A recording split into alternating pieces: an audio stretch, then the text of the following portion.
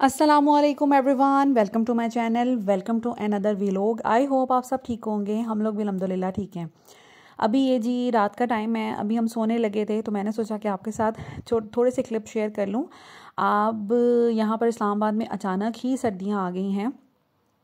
परसों तक हमारे जो है एसी रात में चलता रहा है और अचानक ही 2 दिन मुसलसल बारिश वगैरह होती रही है और ठंड हो गई है। ये व्लॉग 2-3 दिन पहले का है, लेकिन मैं शेयर अप कर रही हूँ बिकॉज़ बहुत ज़्यादा बिजी थी। सो यहाँ पर बच्चों को अब मैंने इनके रूम में सुला दिया, क्योंकि अब फ़ैन वगैरह नहीं चल रहे।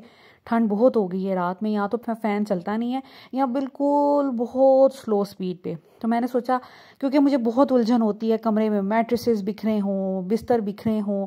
अब शुक्र है कि वो टाइम आ गया कि सब अपने अपने कमरे में सोया करेंगे। तो यहाँ पर रात 12 बजे का टाइम है।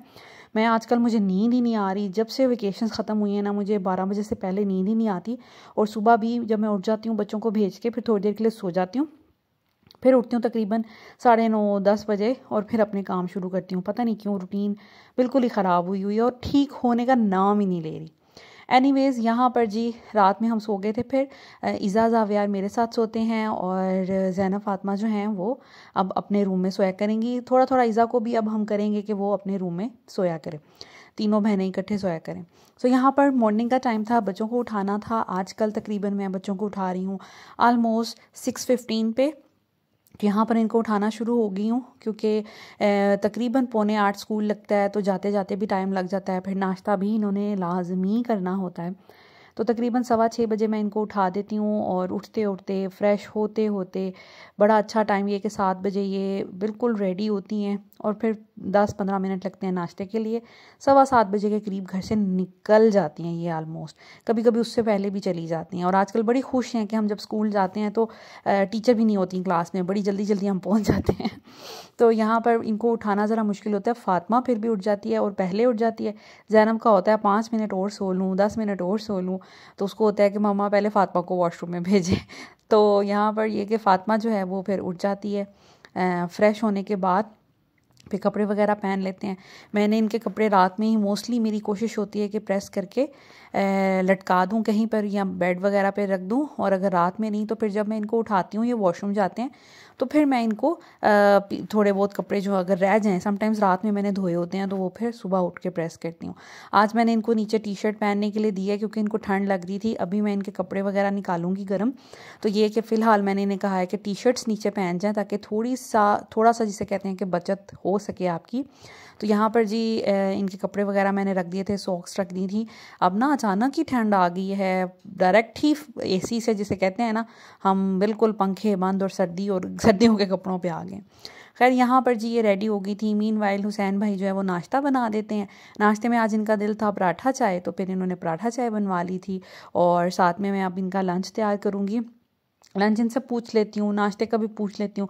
सुबह उठाते ही इनको कह देते हैं कि बता दें जी लंच में क्या लेके जाना है और नाश्ते में क्या लेना है। सो इन्होंने कहा कि ब्रेड लाइक चॉकलेट ब्रेड बना दें, तो फिर मैंने वो बना दी थी। और साथ में कोई ना कोई स्नैक्स वगैरह रख देती हूँ, कोई फ्रूट घर में अवेलेबल हो फ्रूट रख देती हूँ। मोस्टली मैं बनानाज एंड एप्पल्स मंगवाती हूँ। ये एक तो इकोनॉमिकल होते हैं, दूसरा ये कि हर सीज़न में ये होते हैं, और तीसरा ये कि ये फिर लंच बॉक्स में दिए जा सकते हैं। एप्पल तो मैं समटाइम्स अगर छोटे साइज़ के लेके आऊँ तो वैसे डाल देती हूँ, लेकिन ये कि बनानाज मैं बगैर पील ऑफ किए हुए डाल देती हूँ, तो ये करती हूँ। इसके अलावा अगर पीचेस हों तो पीचेस भी अच्छे रह जाते हैं लंच बॉक्स में, वो काट के मैं दे देती हूँ। एप्पल्स कम ही देती हूँ, लेकिन वो मैंने घर में खाने के लिए रखे होते हैं, क्योंकि यहाँ पर फ्रूट बहुत महंगा है। जो भी है ये बहरिया टाउन DHA वगैरह में ना फ्रूट्स बहुत महंगे हैं। सो मैं ज़्यादातर कोशिश करती हूँ अगर फ्रूट खिलाने ही हैं तो मेरे घर एक दिन छोड़कर एक दिन बनानास तो लाजमी आने होते हैं। और माशाल्लाह बच्चे इतने शौक से खाते हैं, मेरे सारे बच्चे बहुत शौक से खाते हैं। इसके अलावा ग्रीन एप्पल्स वो भी बहुत मज़े के होते हैं। मुझे रेड नहीं पसंद, हमें ग्रीन पसंद है, क्योंकि ज़्यादा जूसी होते हैं। साथ में मैंने एक एक इनको एग बॉयल कर दिया था। और क्योंकि आज इन्होंने नाश्ते में एग नहीं ना खाया, तो मुझे होता है कि एक एज अ मदर मुझे सेटिस्फेक्शन होती है कि दिन में एक दफ़ा तो एटलीस्ट अंडा खा लें। चाहे सर्दियाँ हैं, चाहे गर्मियाँ हैं, चाहे आंधी आए तूफ़ान आए, हमने अंडा खाना ही खाना है लाजमी। तो मेरी कोशिश होती है कि इज़ा, ज़ावियार, ज़ैनब, फ़ातिमा, इवन मैं, मेरे हस्बैंड, हम लोग डेली बेस पे एक अंडा लाजमी खाते हैं। और समटाइम्स ऐसे होता है कि शाम में भी बन जाता है अंडा या रात में, और अगर नहीं तो फिर एक मॉर्निंग में तो लाजमी खाना है। इससे ये होता है कि ये वाकई बहुत अच्छी चीज़ है एग, और इससे गर्मी सर्दी का भी कोई ताल्लुक़ नहीं है, और सुपर फूड में आता है एग, तो वो बच्चों को लाजमी दें। उसके बाद यहाँ पर मैं नाश्ता कर रही थी आज। अच्छा मेरा दिल था, ब्राउन ब्रेड तो थी नहीं, फिर मैं सोचा चले थोड़ी बदपरेजी कर लेते हैं। आज मेरा ना पता नहीं क्यों जब मैं उठी हूँ ना तो मुझे क्रेविंग हो रही थी जैम ब्रेड खाने की, मतलब जैम क्रीम एंड ब्रेड। तो मैंने फिर एक अंडा बनवाया उसके साथ, मैंने कहा चले एक स्लाइस खा लूँगी, और एक मैं वैसे ही जिसे कहते हैं कि वो मैंने क्रीम एंड जैम, आपको नज़र आ रहा होगा वो विदाउट टोस्ट किए हुए ब्रेड को मैंने खा लिया। और ये हमने बहुत खाया ये वाला नाश्ता बचपन में, लाइक जब हम स्कूल जाते थे यहाँ तो अंडा ब्रेड खाते थे, या फिर हम ये जैम क्रीम मामा बना के देती थी वो खाते थे, बड़ा इजी होता था। हमेशा मामा के फ्रिज में ये चीज़ें पड़ी रहती थी। उसके बाद यहाँ पर मेरा सबसे पहला जो मॉर्निंग में काम होता है ना नाश्ते के बाद, वो पहला लॉट लगा देना होता है। बच्चों ने जो कपड़े उतारे थे, कोई टॉवल था, कोई हम लोगों ने रात में लाइक कपड़े वगैरह चेंज किए थे, तो एक एक ड्रेस सबका था, वो मैंने फिर मशीन में डाला, और मैंने कहा टाइमली कपड़े जो हैं वो धुल जाएं और बच्चों के आने से पहले पहले ये साफ़ हो जाएं। साथ में एक बेडशीट थी, तो लाइक रूटीन का जो एक लॉट होता है वही था, बस ज़्यादा नहीं थे कपड़े।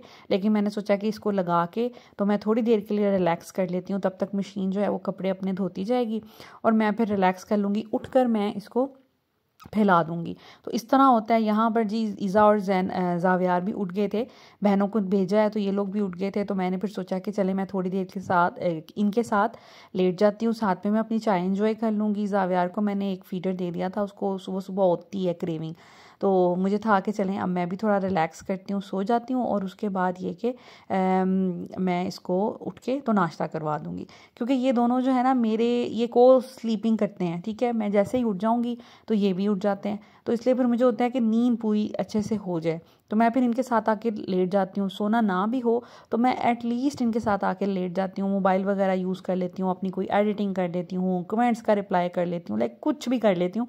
लेकिन ये कि मुझे होता है कि ये सो जाएंगे, और वाकई ये सो गए थे, अभी इतने फ्रेश लग रहे हैं आपको, लेकिन ये फिर थोड़ी देर के लिए सो गए थे, और फिर मेरा ख्याल है 9:30-10 बजे ये जाके उठे थे। अभी तकरीबन 7:30 बजे का टाइम हुआ होगा।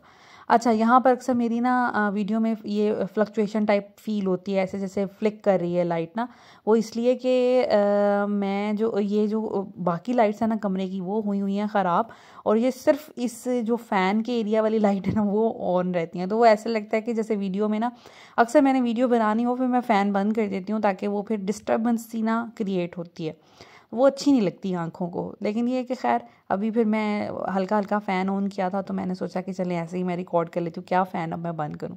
सो बस यहाँ पर अब बच्चे सो जाएंगे और मैं भी इनके साथ लेट जाऊँगी। समटाइम्स मैं इस टाइम पे अपनी अम्मी से बात कर रही होती हूँ, या फिर मैं अपने कमेंट्स का रिप्लाई कर रही होती हूँ, या फिर मैं अपनी वीडियो की एडिटिंग वगैरह कर रही होती हूँ, क्योंकि मुझे फिर पोस्ट करनी होती है। तो इस तरह ये सारे काम चल रहे होते हैं। नाश्ता तो मैंने नीचे कर लिया था, लेकिन चाय जो है वो मैं ऊपर ले आई थी, क्योंकि चाय जो है वो मैं थोड़ी ठंडी करके पीती हूँ, मुझसे गरम गरम चाय नहीं पी जाती। तो अभी मैं बिस्तर में बस थोड़ा थोड़ा कूजी हुई थी। आजकल अब ठंड आ रही है ना, तो मुझे भी ज़रा फील हो रही है, और सर्दी से बॉडी में भी पेन हो रहा है, तो मैंने फिर ब्लैंकेट ले लिया और मैंने कहा चले बच्चे पास हो रहे हैं, मैं साथ साथ चाय भी अपनी इंजॉय कर लेती हूँ। तो बस चाय मैंने इंजॉय की, फिर मामा से बातें करने लग गई, अपना थोड़ा वीडियो का काम किया, और उतने में ही कपड़े वगैरह धुल गए थे, तो फिर मैं उठ गई थी। नींद तो ऐसा चार्ज आई नहीं मुझे, और यहाँ पर जी हमारे कपड़े भी धुल गए हैं, मैंने फैला दिए हैं। अब जैसे मैंने बताया कि सर्दी आ गई है और अचानक आ गई है, तो मुझे ये था कि अब मैं ऊपर से कपड़े वगैरह भी निकाल लूँ। अब जो धुलेंगे कपड़े वो मैं प्रेस नहीं करूँगी, अभी मैंने रिसेंटली इतने कपड़े प्रेस किए, मुझे एक्सपेक्ट नहीं मैं कर रही थी कि इतनी जल्दी सर्दी आ जाएगी। तो यहाँ पर फिर मैंने बच्चे क्योंकि अब ज़िद करते हैं कि भाई हमें कुछ वार्म पहनाए ना, तो मैंने सोचा कि चलें कल करना है ये काम तो आज कर लिया जाए, करना तो है ही, जब भी करना है और मैंने ही करना है, तो बेहतर ये है कि टाइमली कर लिया जाए। आज मेरे पास थोड़ा टाइम था, तो मैंने सोचा कि चले मैं ये ऊपर से बैग्स वगैरह निकलवाती हूँ। ये सारा ऊपर से मैंने खाली करवाया, कुछ एक्स्ट्रा चीज़ें पड़ी हुई थी, मैंने सोचा कि बहुत सी चीज़ें ऐसी हैं मैंने संभाल के रखी हुई हैं, कुछ कपड़े पुराने संभाल के रखे हुए हैं, तो मैं ना इनको खाली करती हूँ, क्योंकि जो चीज़ें आपने 1-2 सालों से यूज़ ही नहीं की, तो इसका मतलब नेक्स्ट भी आप उसको यूज़ यूज़ नहीं करेंगे तो बेहतर ये कि किसी के काम आ जाए। तो मैंने फिर सोचा कि चले मैं अब ये सारे कपड़े सॉर्ट करती हूँ, जो अच्छे हुए पहनने के काबिल हुए वो रखूँगी, बाकी मैं फिर वेस्ट कर दूँगी। और साथ में ये कि ज़ाहिरी बात है फिर सर्दियों के गर्मियों के आपने छांटी करने होते हैं। अब ज़ावियार के जितने भी कपड़े होते हैं उसको नेक्स्ट सीज़न नहीं आते, जो तो बहुत ज़्यादा बड़े होते हैं वो मैं रख लेती हूँ, और ईज़ा के भी। लेकिन कुछ ऐसे कपड़े होते हैं जो बिल्कुल पूरे पूरे होते हैं, वो फिर मैं नहीं रखती, क्योंकि वो फिर रखने का कोई फ़ायदा नहीं है। और अब ये होता है कि हर सर्दियों गर्मियों, यकीन करें कि जब भी गर्मियों के रखती हूँ तो छांटी करके रखती हूँ, जब सर्दियों के निकालती हूँ उसमें से भी छांटी करती हूँ, और जब वो पैक करके रखती हूँ तो भी छांटी करके ही रखे होते हैं। लेकिन फिर भी समटाइम्स जब खोलते हैं तो फिर सोचते हैं अच्छा ये क्यों संभाल लिया था, ये तो ज़ाया कर देना चाहिए, ये इस तरह कर लेना चाहिए। एनीवेज़ यहाँ पर मैं जी आपके साथ आज का टॉपिक अपना डिस्कस करूँगी, बड़ी इंपॉर्टेंट बात आपके साथ शेयर करूँगी, हस्बैंड वाइफ का रिलेशनशिप। एक अच्छा हेल्दी हस्बैंड वाइफ का रिलेशनशिप बहुत ज़्यादा ज़रूरी है। और आपको पता है कि हमारे माशरे में बहुत सी परेशानियाँ हैं, दुख हैं, तकलीफ़ें हैं, और महंगाई बहुत बढ़ गई है। इन सब सिचुएशंस के साथ साथ हमें लड़ना पड़ता है। और हमारे जो सोशल सिस्टम है ना, ये शादी का और फैमिली सिस्टम है, इसमें भी बहुत से मसले मसाइल आते रहते हैं, जिसका इम्पेक्ट कहीं ना कहीं जाकर हस्बैंड वाइफ के रिलेशन पे पड़ता ही पड़ता है। लेकिन आप यकीन करें कि बाकी प्रॉब्लम्स हर इंसान, इवन हम जो बीवियां होती हैं, हम दुनिया से लड़ लेती हैं, हम गुर्बत से लड़ लेती हैं, हम भूख से लड़ लेती हैं, लेकिन अगर हस्बैंड वाइफ का रिलेशनशिप डिस्टर्ब्ड हो या इसी में प्यार मोहब्बत ना हो तो वो आपसे बर्दाश्त नहीं होता। यही वजह है कि हम लोग फिर डिप्रेशन, एंजाइटी और इन चीज़ों से लड़ रहे होते हैं कहीं ना कहीं। और ये किसी भी, जिसे कहते हैं कि कोई इसको रजिस्टर भी नहीं कर रहा होता ये सब चीज़ों को, और हमारे किसी भी रिएक्शन को, किसी भी जिसे कहते हैं तासुरात को, जो भी हमारे होते हैं उसको नाम दे दिया जाता है समटाइम्स के पता नहीं क्या इशू है, और ये गुस्से में रहती हैं या इस तरह। तो मैं आपके साथ शेयर करूँगी कि किस तरह हम अपनी लाइफ को बेहतर कर सकते हैं।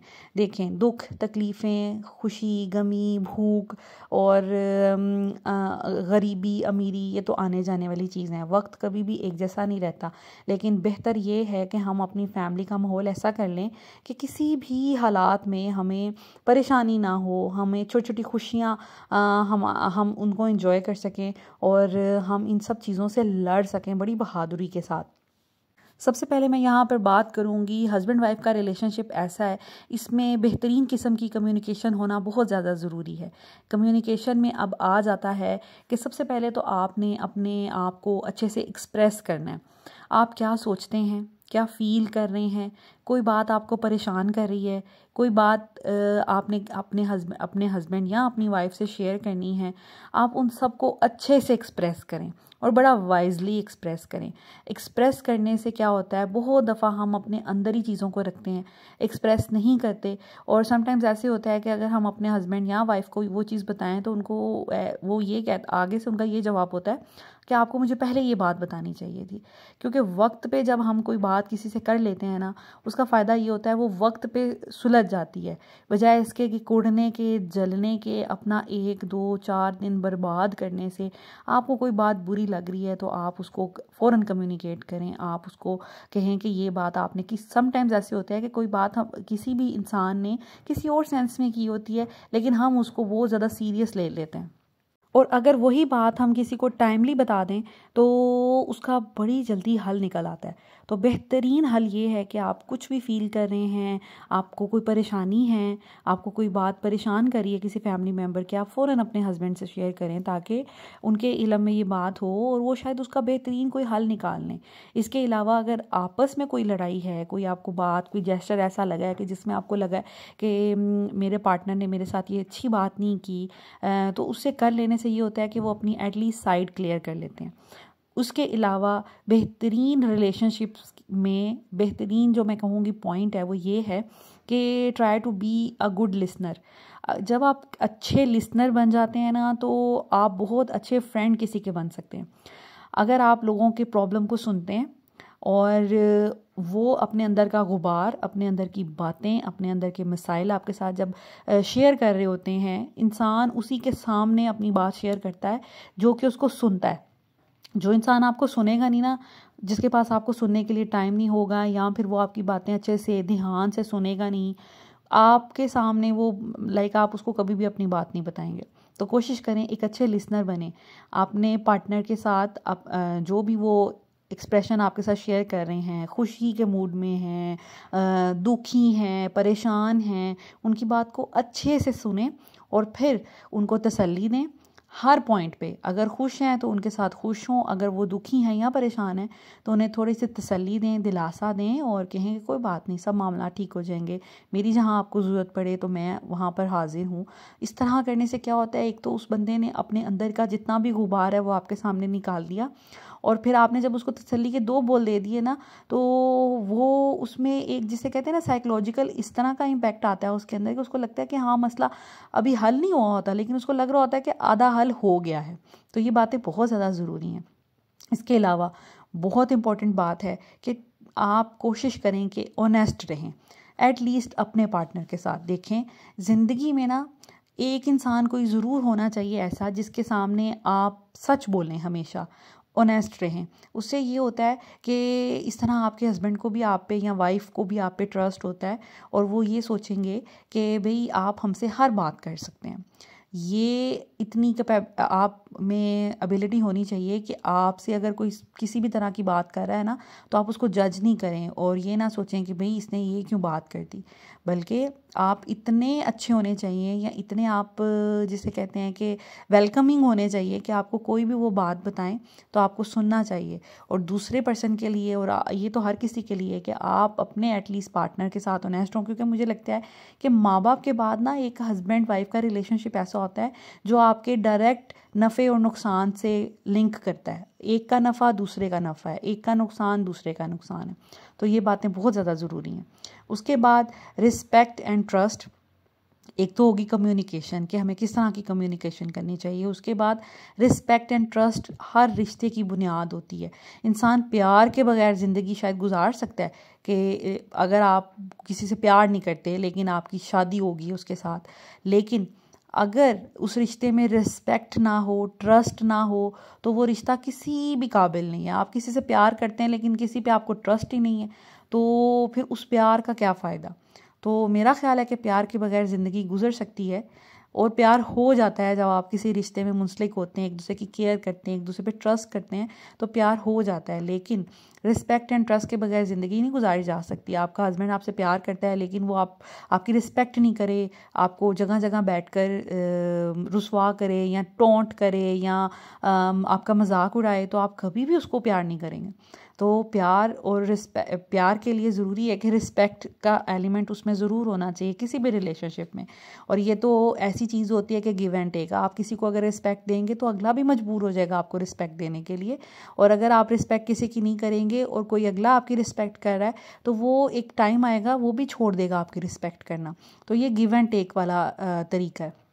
सो उसमें अब हस्बैंड वाइफ के रिलेशनशिप में आप किस तरह प्यार and care and trust build कर सकते हैं, वो इस तरह के सबसे पहले आपने एप्रिसिएशन शो करनी है कि छोटी छोटी बातों पर आपके हस्बैंड अच्छे लग रहे हैं, आप उस पर अप्रिसिएट कर दें कि जी आप बहुत अच्छे लग रहे हैं, ये ड्रेस आप पे बड़ा सूट कर रहा है। आपकी वाइफ हैं तो उनके साथ ऐसा करें। इसके अलावा कोई अच्छा काम उन्होंने किया है तो उनको अप्रिशिएट करें, और वक्त के साथ साथ कोशिश करें कि अपने पार्टनर को वैल्यू करें। वैल्यू बहुत अच्छी चीज़ होती है। देखें हम खुद भी है ना, हम घर के कोई काम करते हैं ना तो हम एक्सपेक्ट करते हैं कि यार हमें वैल्यू किया जाए, देखा जाए, कोई कहे तो सही कि भई आप तो बड़ी अच्छी हैं, आप तो बड़ी घरेलू हैं, आप तो बड़ी सुगड़ हैं।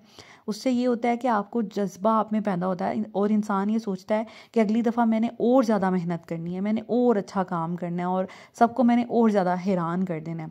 तो अप्रिसिएशन तो हर किसी को चाहिए होती है, और आपको वैल्यू भी करना चाहिए। अगर आपके पार्टनर ने आपके लिए कुछ अच्छा किया है ना, तो उसको 2 बोल थैंक्स के ज़रूर कहें कि उसका दिल बड़ा हो जाए और वो सोचे कि भाई अगर मैंने काम किया है ना कोई अच्छा, तो मुझे वैल्यू किया गया। इस तरह इंसान नेकी करने पे मजबूर और हो जाता है और अगली दफ़ा भी बढ़ चढ़ कर नेकी करता है या अच्छाई करता है।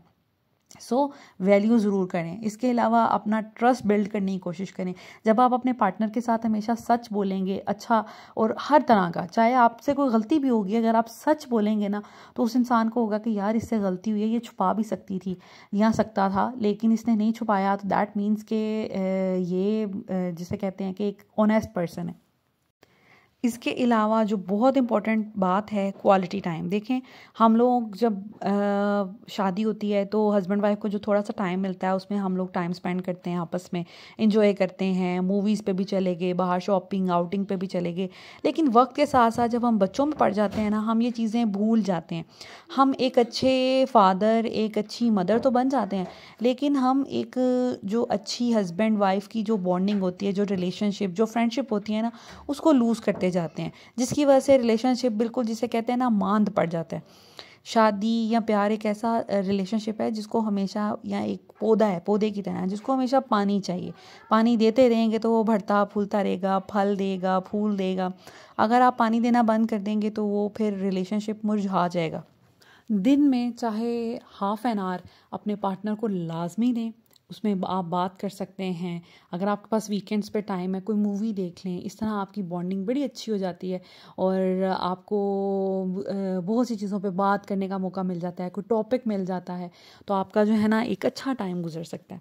उसके बाद कोशिश करें कि जितने भी आपके लड़ाई झगड़े हैं आपस के या अपनी फैमिली के, लाइक अपने इन लॉज के, वो चाहे लड़के की साइड से हो चाहे लड़के की साइड से, उसको सेंसिबल होके उसको आप डील करें। Try to be a team, एक टीम होना चाहिए आपको हमेशा, चाहे आपकी अपने ससुराल में बैठी हैं, कहीं पे भी बैठी हैं, आपको एज अ टीम मेंबर काम करना है। लाइक हस्बैंड और वाइफ को एक टीम ही बने रहना चाहिए, कोई किसी के खिलाफ बात ना करे। इतनी अच्छी बॉन्डिंग और इतना अच्छा रिलेशनशिप होना चाहिए कि कोई किसी के खिलाफ बात ना करे। इसके साथ कोशिश करें कि कंप्रोमाइज़ करें। अगर आपके बस में कोई चीज़ है कंप्रोमाइज़ करना, किसी एक चीज़ पे, दो चीज़ पे, तीन चीज़ पे, तो कोशिश करें आप कंप्रोमाइज़ करें। रिश्ता जो है ना इसी तरह चलता है, कुछ हस्बैंड कंप्रोमाइज़ करे, कुछ वाइफ कंप्रोमाइज़ करे, फिर एक आइडियल रिलेशनशिप होता है। अगर एक ही बंदा कंप्रोमाइज़ कर रहा होता है ना, तो वो फिर एक टाइम पर आकर थक जाता है और वो रिलेशनशिप्स फिर ख़राब होना शुरू हो जाते हैं। और कोशिश करें कि भूलने की कोशिश करें। जस्ट लाइक कि अगर कोई बात हो गई है, आपकी आपस में सुलह हो गई है, बात ख़त्म हो गई है, तो उसको ख़त्म कर दें। दिल के किसी कोने में बिठाएं नहीं, उसको दिल पे हावी ना करें। और ये ना हो कि आप हमेशा बातें दिल पे रखें। अगर हमेशा बातें दिल पे रखेंगी, कोई भी रिलेशनशिप हो वो ख़राब हो जाएगा। बहन भाई का, माँ बाप का, दोस्त का, किसी का भी रिलेशनशिप। और हस्बैंड वाइफ, यकीनन ये दो पर्सनैलिटीज़ डिफरेंट होती हैं, इनका बिहेवियर, इनकी सोच और इनके फैमिली का ब्रॉटअप डिफरेंट होता है। तो हो सकता है कि आपका इख्तलाफ हो किसी दूसरे से, लेकिन कोशिश करें कि उसको आप कंप्रोमाइज़ करने की कोशिश करें और उसको भूलने की कोशिश करें। अगर कोई बात बुरी लग गई है, उस पर सुलह आपकी हो गई है, तो दैट इज़ इट। जब आप उसको लेकर बैठे रहेंगे ना, तो फिर तो आप कभी मूव ऑन कर ही नहीं सकेंगे। फिर आप कभी भी अच्छे बिहेवियर, अच्छे माइंड के साथ बात नहीं कर सकेंगे और कभी आपका दिल साफ़ नहीं होगा। तो दिल साफ़ करना बहुत ज़्यादा ज़रूरी है। और एक और बात जो बहुत इम्पॉर्टेंट है, आप कोशिश करें कि एग्री करें डिसएग्री होने से। अब ये बात अगर मैं सीधे लफ्ज़ों में बयान करूँ तो देखें, हो सकता है कि हमें किसी की कोई चीज़ पसंद नहीं है, तो ज़रूरी नहीं है कि आप सोचें कि जो मैं कह रही हूँ वही ठीक है, आप अगला भी उसको ठीक माने। अगर वो इससे डिसएग्री कर रहा है तो ठीक है, उसको इतनी फ्रीडम दें कि वो कह सके कि भाई ये चीज़ मुझे नहीं पसंद। जस्ट लाइक कि अगर आपको, मेरे हस्बैंड जैसे हैं, उनको अगर मेरे खाने की कोई चीज़ पसंद नहीं ना आती तो वो कह देते हैं कि गुल आज अच्छा नहीं बना, तो वैसे आप अच्छा बनाती हैं, या ये लास्ट टाइम बहुत अच्छा बना था, आज अच्छा नहीं बना, या ये ड्रेस मुझे अच्छा नहीं लग रहा, आपको अगर अच्छा लग रहा है आप ले लें लेकिन मुझे नहीं पसंद आता। तो मैं कहती हूँ ठीक है, अगर आपको नहीं पसंद लेकिन मुझे पसंद है तो, और उनको कोई इशू नहीं है, तो मैं ले लेती हूँ। इसी तरह पहले मैं बड़ा फ़ील करती थी कि ये किस तरह ऐसे कह सकते हैं मुंह पे कि भाई खाना अच्छा नहीं बना। समटाइम्स अगर खाना कभी अच्छा नहीं बनता तो पहले वो कहते थे तो मुझे बड़ा फ़ील होता था कि यार हमने तो कभी भी नहीं सुना, हर कोई झूठी तारीफ़ कर देता, ना भी अच्छा बना तो लोग कह देते हैं कि हाँ जी अच्छा बना। लेकिन मेरे हस्बैंड ये नहीं किया करते थे, तो मुझे बड़ा शुरू शुरू में अजीब लगता था। लेकिन अब इनके साथ रह के मैंने उस चीज़ को जिसे कहते हैं एक्सेप्ट किया, और मैंने ये सोचा कि नहीं, उनको ये फ्रीडम होनी चाहिए। और पहले मैं माइंड करती थी लेकिन अब उस चीज़ का माइंड नहीं करती। तो इंसान जो है ना वो अपने आप को थोड़ा मेच्योर वक्त के साथ साथ और थोड़ा डिफरेंट बना लेता है और चीज़ों को मेच्योर तरीके से हैंडल करना शुरू कर देता है। बहुत सी ऐसी बातें होती हैं कि वो मुझे सिंपल कह देते हैं कि नहीं ये चीज़ ठीक नहीं है, तो मैं कहती हूँ ओके, अगर मेरी नज़र में मुझे भी लग रहा है कि हाँ वो ठीक कह रहे हैं तो मैं फ़ौरन उसको अपनी पर्सनैलिटी में से निकाल देती हूँ, और अगर नहीं तो फिर मुझे लगता है कि फिर मैं उनको कोई जस्टिफिकेशन दे देती हूँ। देखें, आप दो लोग किसी भी एक चीज़ पर उनका इख्तलाफ राय हो सकता है, लेकिन आपके पास जस्टिफिकेशन अच्छी होनी चाहिए। अगर आप समझते हैं ये चीज़ ठीक है तो फिर उसका वैलिड पॉइंट आपके पास होना चाहिए और अगले को कन्विंस कर लें। तो इस तरह रिलेशनशिप फिर बहुत अच्छे चलते हैं। So this is it. I think आज की वीडियो में मैंने काफ़ी चीज़ें जो हैं एक्सप्लेन कर दी हैं। हो सकता है मेरी इस डिस्कशन से बहुत से लोगों को फ़ायदा हो सके। Thank you so much for watching this video. अगर वीडियो अच्छी लगे और ये पॉइंट्स मेरे अच्छे लगे, मुझे कमेंट्स में ज़रूर बताइएगा कि आप किन किन बातों से एग्री करते हैं और आपको कौन कौन सी नई बातें सीखने को मिली। Thank you so much for watching this video. Take care. Allah हाफिज़।